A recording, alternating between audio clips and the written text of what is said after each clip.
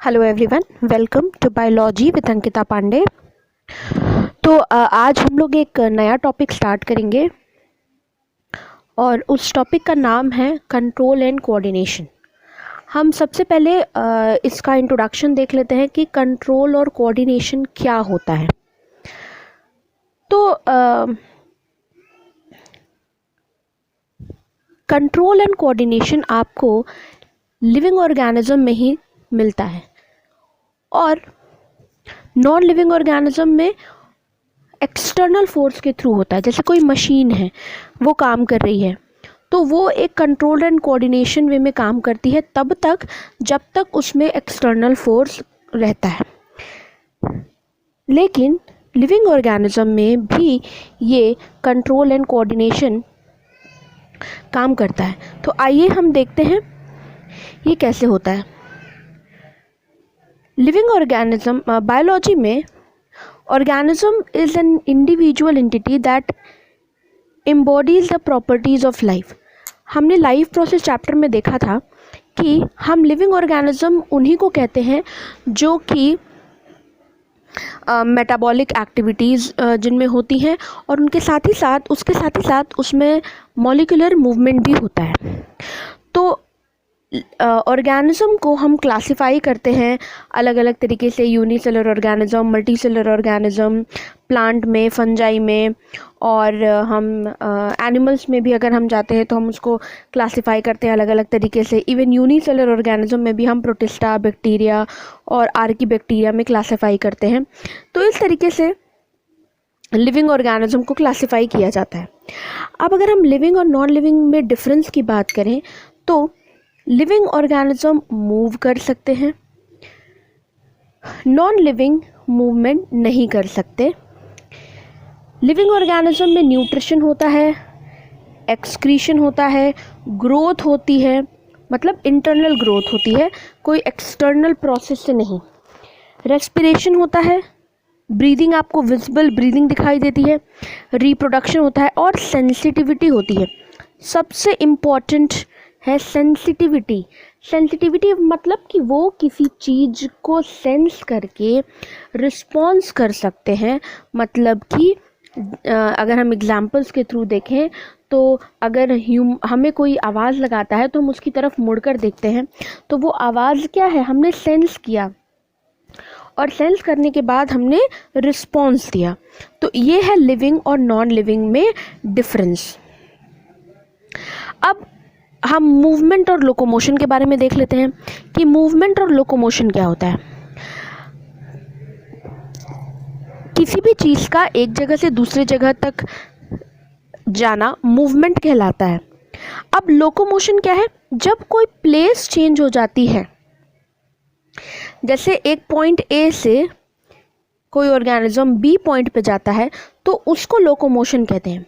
लेकिन मूवमेंट क्या है, अगर ए पॉइंट पर रहकर भी उसकी बॉडी का कुछ पार्ट मूव कर रहा है तो उसको हम क्या कहते हैं, उसको हम मूवमेंट कह सकते हैं। जैसे हम अपना हाथ भी अगर शेक कर रहे हैं तो वो क्या है, मूवमेंट है। लेकिन अगर हम एक जगह से उठ के दूसरी जगह तक चले जाते हैं तो वो क्या हो जाता है, वो लोकोमोशन हो जाता है। प्लांट्स में लोकोमोशन नहीं होता लेकिन प्लांट्स में मूवमेंट होता है। हवा चलती है, पत्तियां हिलती हैं, ठीक है, रूट ग्रो करता है towards the gravity, shoot grow करता है अगेंस्ट द ग्रेविटी। तो ये सारी चीज़ें क्या है, ये सारी चीज़ें मूवमेंट में आ जाती हैं। तो ऑर्गेनिज्म जो है, स्टिमुलस जैसे ही उसको मिलता है वो रिस्पॉन्स शो करता है। ठीक है, जैसे मैंने अभी आपको बताया कि किसी ने आवाज़ लगाई तो आवाज़ क्या है, स्टिमुलस है, और उसके हिसाब से आपने रिस्पॉन्स किया, वो क्या हो जाएगा, वो आपका एक्शन हो जाएगा। ठीक है, तो इस तरीके से हमने देखा कि मूवमेंट और लोकोमोशन में क्या अंतर होता है। अब हम स्टार्ट करते हैं अपना कंट्रोल एंड कोऑर्डिनेशन। ऑर्गेनिज्म जो है वो मूव करते हैं in response to various kinds of stimuli like light, heat, nutrient, food, mates etcetera. All the activities in animal are controlled and coordinated by nervous and endocrine system. Animals में अगर हम बात करें तो animals में जो कंट्रोल एंड कोऑर्डिनेशन है वो दो तरीके से रेगुलेट होता है. एक तो नर्वस सिस्टम जिसमें कि brain, spinal cord, neurons involve होते हैं, और एक होता है एंडोक्राइन सिस्टम जिसमें कि हार्मोन्स इन्वॉल्व होते हैं. तो ये दो तरीके के कंट्रोल सेंटर या कोऑर्डिनेटिंग सेंटर होते हैं एनिमल्स में. और एनिमल्स अलग अलग तरीके के स्टिमुलस को सेंस कर सकते हैं. हमारे पास सेंस ऑर्गन होते हैं, तो उन सेंस ऑर्गन्स के थ्रू ही हम स्टिमुलस को रिसीव करते हैं. अब हार्मोन्स क्या है, मैंने अभी आपको बताया कि एंडोक्राइन सिस्टम हार्मोन्स के थ्रू रेगुलेट करता है. तो हार्मोन्स केमिकल मैसेंजर हैं जो कि नर्वस सिस्टम के साथ मिलकर काम करते हैं. ठीक है, जैसे कि ग्लैंड्स, आपने बहुत सारे ग्लैंड्स का नाम सुना होगा, जैसे पैनक्रियाज है, उसके बाद थायराइड ग्लैंड है, पिट्यूटरी ग्लैंड है. ये सारे ग्लैंड्स जो हैं, गैस्ट्रिक ग्लैंड है, ये सारे ग्लैंड्स जो हैं वो कुछ ना कुछ रिलीज़ करते हैं, कुछ केमिकल रिलीज़ करते हैं, और वो केमिकल ही अपना काम करते हैं. तो ये जो हार्मोन्स होते हैं वो एंडोक्राइन ग्लैंड्स रिलीज़ करते हैं.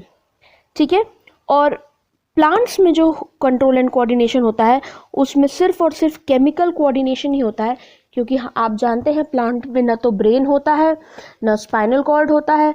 तो प्लांट में सिर्फ और सिर्फ हार्मोन्स के थ्रू ही, मतलब केमिकल्स के through he control and coordination होता है, जबकि एनिमल में नर्वस और केमिकल दोनों होता है. अब हम देख लेते हैं स्टिमुलस क्या होता है. स्टिमुलस मतलब कि कोई भी वो चीज जो कि आपके सेंस ऑर्गन को एक्साइट कर देती है, तो उसको क्या बोलते हैं, उसको स्टिमुलस बोलते हैं. जैसे कि किसी हॉट प्लेट को टच करना क्या है, एक स्टिमुलस है. जैसे ही आप एक गरम पॉट को टच करते हैं, तो अगर वो बहुत गर्म होता है तो आपका हाथ ऑटोमेटिक हट जाता है या आप हाथ हटा लेते हैं. अगर वो थोड़ा बियरेबल होता है तो आप उसको पकड़ लेते हैं. जैसे चाय का कप बहुत गर्म होगा तो आप रख देंगे, लेकिन अगर वो पकड़ने लायक रहता है तो आप उसको पकड़ लेते हैं. तो ये सारी चीज़ें क्या है, स्टिमुलस. अगर हम स्टिमुलस की डेफिनेशन देखें तो any change in the environment to which the organism respond is called stimulus. अगर कोई भी इन्वायरमेंट में चेंज होता है, जिस चेंज के कारण ऑर्गेनिज्म रिस्पॉन्ड करता है, उसको क्या बोलते हैं, स्टिमुलस. आप जैसे इस डायग्राम में देख सकते हैं, ये जो बना हुआ है ये एक ऑर्गेनिज्म है, और जैसे इसको टच करिए तो ये रोल हो जाता है. नॉर्मली तो ये सीधा ही चल रहा है, लेकिन जैसे इसको कोई टच करता है ये रोल हो जाता है. तो इसको टच मिला मतलब स्टिमुलस मिला, और इसने रिस्पॉन्स क्या किया, रोल हो गया. तो ये एक स्टिमुलस रिस्पॉन्स का एग्जाम्पल है.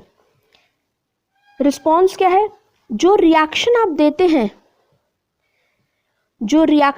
देते हैं स्टिमुलस के अगेंस्ट, उसको क्या बोलते हैं, रिस्पॉन्स कहते हैं. जैसे मैंने अभी आपको बताया था कि जैसे ही आप एक हॉट प्लेट को टच करेंगे जो बहुत ही ज़्यादा गर्म है, आप अपना हाथ हटा लेंगे, तो वो क्या हो जाएगा, हाथ हटाना क्या हो गया, एक्शन हो गया, या कह सकते हैं आप रिएक्शन हो गया स्टिमुलस के अगेंस्ट. तो ये क्या हो जाएगा, ये रिस्पॉन्स हो जाएगा. ठीक है,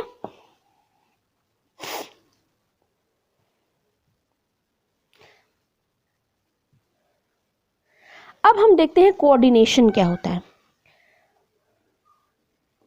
जब भी आप किसी एक्टिविटी में पार्ट लेते हैं, या डांस है, ग्रुप एक्टिविटी है, तो आपको वहाँ सबके साथ मिलकर चलना होता है. तो उसको हम बोलते हैं कोऑर्डिनेशन में काम हो रहा है, कोऑर्डिनेटेड वे में काम हो रहा है. उसी तरीके से लिविंग ऑर्गेनिज्म की बॉडी में भी जितने भी काम होते हैं वो एक कोऑर्डिनेटेड वे में होते हैं. जैसे कि अगर हम एक एग्जांपल के थ्रू देखें, हमने खाना खाया, हमने माउथ में खाना रखा, तो आपको इंस्ट्रक्शन देने की ज़रूरत नहीं होती है कि टीथ अब तुम च्यू करना स्टार्ट करो. Teeth automatic chewing process start कर देता है, टंग भी मिक्सिंग स्टार्ट कर देता है. तो वहाँ आपको बताने की ज़रूरत नहीं है. सलाइवरी ग्लैंड से सलाइवा रिलीज हो जाता है। तो ये क्या है, ये कोऑर्डिनेशन है ना। जैसे ही आपने खाना रखा, सारी के सारी चीज़ें काम करना स्टार्ट कर दी, फिर वो खाना ईसोफेगस में जाएगा, ईसोफेगस में पेरिस्टाल्टिक मूवमेंट होगा। तो आपको कुछ करने की ज़रूरत नहीं पड़ रही है, जैसे जैसे स्टिमुलस मिल रहा है वैसे वैसे रिस्पॉन्स जनरेट होता जा रहा है। क्लियर? जैसे आपने खाना रखा, स्टिमुलस आया माउथ में, और जितने भी ऑर्गन्स या जितने भी बॉडी पार्ट्स उससे रेगुलेटेड हैं वो अपना काम करना स्टार्ट कर दिए। तो क्या है, कोऑर्डिनेटेड वे में है। अब अगर मान लीजिए आपने खाना रखा, टीथ च्यू ही नहीं करेगा, तो क्या होगा, वो कोऑर्डिनेटेड काम ही नहीं हो पाएगा। जब कोऑर्डिनेटेड वे में काम ही नहीं हो पाएगा तो बॉडी इम्प्रॉपर वे में फंक्शनिंग करने लगेगी। तो हर एक लिविंग ऑर्गेनिज्म की बॉडी में एक प्रॉपर कोऑर्डिनेशन, एक प्रॉपर मैनर में काम करना बहुत ज़रूरी होता है, और इसी को हम कोऑर्डिनेशन कहते हैं। देखिए, working together of various organs of the body in a proper manner to produce appropriate reaction to the stimulus is called coordination. आप साइकिल चलाते हैं तो आप साइकिल भी चलाते हैं तो वहाँ भी एक कोऑर्डिनेटेड वे में काम हो रहा है। आप हैंडल पकड़े हुए हैं, उसके बाद आप पैडल मार रहे हैं, ठीक है, आपको पता है कब ब्रेक लगाना है। जैसे आगे कुछ आ जाता है तो आपका हाथ ऑटोमेटिक ब्रेक पे लग जाता है। तो ये सारी चीज़ें क्या, और इसमें ब्रेन इन्वॉल्व हो रहा है, आपको लेफ़्ट जाना है कि आपको राइट जाना है, सामने से कोई चीज़ आ रही है, कितनी स्पीड में चलाना है, ये सारी चीज़ें क्या है, एक कोऑर्डिनेटेड वे में काम करती है। वही आप पैडल चलाएं और हाँ आपका हाथ कंट्रोल में ना रहे तो ये कोऑर्डिनेशन नहीं होगा। ठीक है, तो हमने देखा कोऑर्डिनेशन क्या होता है। अब हमारे बॉडी में, एनिमल्स की बॉडी में बहुत इम्पॉर्टेंट पार्ट होता है रिसेप्टर्स का। रिसेप्टर्स क्या है, specialised tip of nerve cell. जो हमारे न्यूरॉन होते हैं उनके पास स्पेशलाइज्ड टिप होता है जो कि बाहर से इंफॉर्मेशन को डिटेक्ट करता है, मतलब रिसीव करता है, पहचानता है। जैसे हमारा जो सेंसरी सिस्टम है, eyes, nose, mouth, skin, ear, ये सारे क्या हैं, ये सारे हमारे रिसेप्टर्स हैं, रिसेप्टर्स की तरह काम करते हैं ये। ठीक है, और इन्हीं को हम क्या बोलते हैं, इन्हीं को हम सेंस ऑर्गन बोलते हैं। तो हमारे पास कितने तरीके के सेंस ऑर्गन हैं, हमारे पास 5 तरीके के सेंस ऑर्गन हैं। आई, जो कि विजन में काम आता है, देखने में, लाइट को परसीव करता है। स्किन, जो कि टच के लिए रिस्पॉन्सिबल होता है। जैसे आप कोई चीज़ टच करती हैं तो सबसे पहले क्या कांटेक्ट में आता है, सबसे पहले स्किन कांटेक्ट आती है। देन नोज, जो कि स्मेल को डिटेक्ट करता है। देन टंग, जो कि टेस्ट को डिटेक्ट करता है। फिर ईयर, जो कि साउंड वेव्स को रिसीव करता है। तो ये हमारे पास 5 तरीके के सेंस ऑर्गन प्रेजेंट होते हैं, और सारा का सारा जो रिसीविंग का काम होता है, जो स्टिमुलस रिसीवर का काम होता है, वो यही करते हैं। ठीक है, अब देखिए, रिसेप्टर्स को हम साइंटिफिक भाषा में क्या कह सकते हैं। जो ईयर है उसको हम फोनो रिसेप्टर कहते हैं। फोनो मतलब साउंड वेव को जो कैच करता है। आई को हम फोटो रिसेप्टर कहते हैं। क्यों? क्योंकि ये विजुअल स्टिमुलस, विजन के लिए रिस्पॉन्सिबल होता है। थर्मो रिसेप्टर स्किन को कहते हैं, ये पेन, टच, हीट को डिटेक्ट करता है। देन ऑल्फैक्टरी रिसेप्टर नोज, ये बहुत इंपॉर्टेंट है, ऑल्फैक्टरी नोज, जो कि स्मेल को डिटेक्ट करता है। Then gustatory is also important. Gustatory मतलब टंग, जो कि टेस्ट को डिटेक्ट करता है। तो जितने हमारे सेंस ऑर्गन हैं वो क्या काम करते हैं, वो रिसेप्टर का काम करते हैं। वो रिसीव करते हैं बाहर से जो भी मैसेज आ रहा है या जो भी स्टिमुलस आ रहा है उसको रिसीव करते हैं। और ये कहाँ प्रेजेंट होते हैं, ये न्यूरॉन, ये स्पेशलाइज्ड जो न्यूरॉन होते हैं उनके टिप पर प्रेजेंट होते हैं। और उसके बाद ये मैसेज को लेकर जाते हैं ब्रेन में, ब्रेन प्रोसेसिंग करता है और उस हिसाब से रिस्पॉन्स देता है।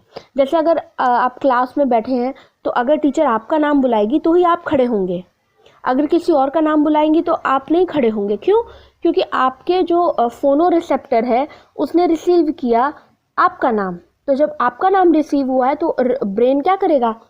आपको इंस्ट्रक्शन देगा कि भाई तुम खड़े हो क्योंकि तुम्हारा नाम पुकारा गया है। और यही अगर किसी और का नाम पुकारा जाएगा तो रिसीव तो करेगा ब्रेन, लेकिन ब्रेन कहेगा नहीं तुम्हारा नाम नहीं पुकारा गया है तो तुम बैठे रहो। तो इस तरीके से स्टिमुलस और रिस्पॉन्स का एग्जाम्पल हम कोट कर सकते हैं और इसी तरीके से हमारी बॉडी काम करती है। एनिमल में जो कंट्रोल एंड कोऑर्डिनेशन होता है, ठीक है, वो दो तरीके से होता है। नर्वस सिस्टम जिसमें हमारा ब्रेन, स्पाइनल कॉर्ड, नर्व्स, ये सारी चीज़ें इन्वॉल्व होती हैं। और एंडोक्राइन सिस्टम में जहाँ पे ग्लैंड्स इन्वॉल्व होते हैं और ये क्या रिलीज करते हैं? ये हॉर्मोन्स रिलीज करते हैं। तो आज के लिए इंट्रोडक्शन पार्ट में इतना ही। हम नेक्स्ट टॉपिक में या नेक्स्ट वीडियो में हम नर्वस सिस्टम और एंडोक्राइन सिस्टम के बारे में पढ़ेंगे। तो आज के लिए इतना ही। Thank you so much everyone. अगर आपको ये वीडियो पसंद आया हो तो इसको लाइक करें, हमारे चैनल को सब्सक्राइब करें और ज़्यादा से ज़्यादा इसको शेयर करें स्टूडेंट्स के बीच में। Thank you so much.